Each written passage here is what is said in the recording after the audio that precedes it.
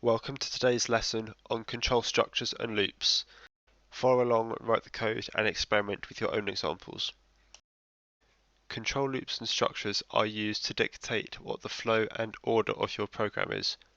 The ones we'll look at now are if statements, for statements, while loops and try exceptions.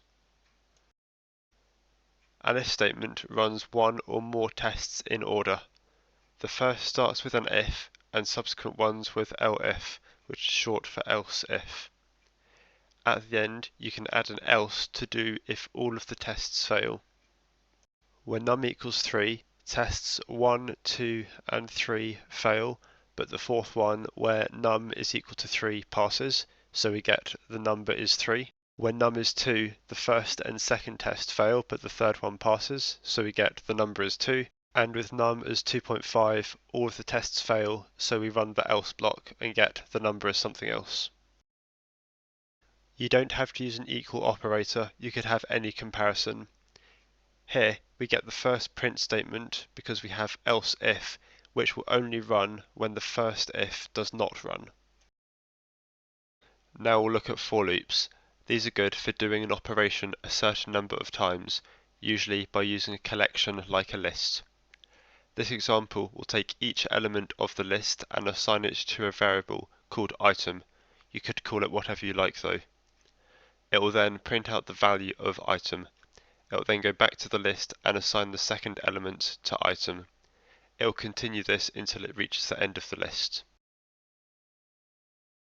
A while loop will continue to execute until a condition is met.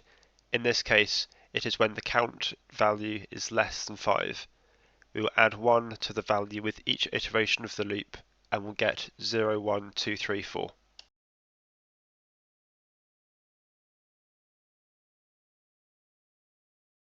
If your condition is always true, you may end up in an infinite loop.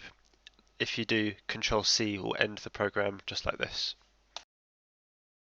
Try statements are a way to say to your program that what you're asking it to do might fail, something like reading a file that doesn't exist or dividing by 0.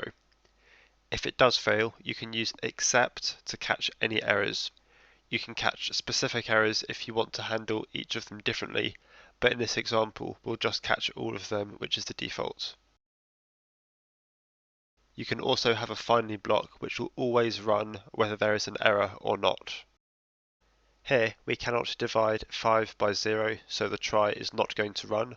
The except will run and we'll get oops cat divide by 0, and we'll also get the finally, which will say this finally block is always run.